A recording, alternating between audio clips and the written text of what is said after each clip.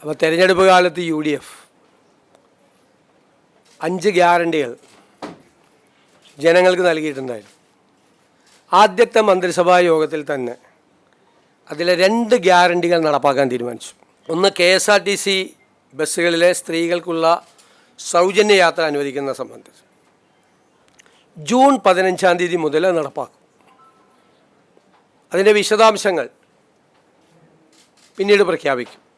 രണ്ടാമത്തെ കാര്യം, ഒരു വയോജനങ്ങൾക്കായുള്ള പ്രത്യേക വകുപ്പ് രൂപീകരിക്കും എന്ന് ഇന്ദിരാ ഗ്യാരണ്ടിയിലുണ്ടായിരുന്നു. നിങ്ങൾ കേൾക്കുമ്പോൾ അത് തീരുമാനമെടുത്തിട്ടുണ്ട്. വയോജനങ്ങൾക്കായി പ്രത്യേക വകുപ്പ് രൂപീകരിക്കാൻ പോവുക. അപ്പോൾ ആ 2 ഗ്യാരണ്ടി നടപ്പാക്കാനുള്ള തീരുമാനം എടുത്തിട്ടുണ്ട്. ഞാൻ തന്നെ ആശാ വർക്കർമാരുടെ പന്തലിൽ പോയി സമരം അവസാനിപ്പിക്കുന്നതിന് മുമ്പും സമരം അവസാനിപ്പിച്ച ദിവസം ഒരു വാക്ക് പറഞ്ഞിട്ടുണ്ടായിരുന്നു.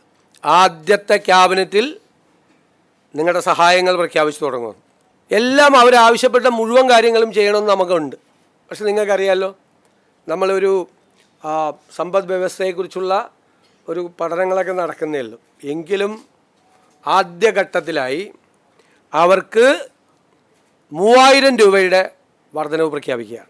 അംഗൻവാടി ജീവനക്കാരുടെ, വർക്കർമാർ, ഹെൽപ്പർമാർ, അവരുടെ പ്രശ്നങ്ങൾ നമുക്കറിയാം.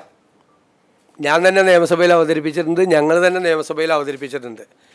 അവരുടെ കാര്യം മറന്നുപോയിട്ടില്ല എന്നവരെ ഓർപ്പിക്കാൻ കൂടി വലിയ തുകയൊന്നുമില്ല, 1000 രൂപ അവരുടെ വരുമാനത്തിൽ വർദ്ധിപ്പിക്കാം.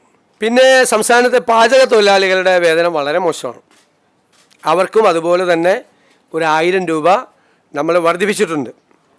സംസ്ഥാനത്ത് ജോലി ചെയ്തു വരുന്ന പ്രീ പ്രൈമറി ടീച്ചർമാരുടെയും ആയമാരുടെയും ഓണറേറിയം അതും ഒരു 1000 രൂപ കൂട്ടിയിട്ടുണ്ട്.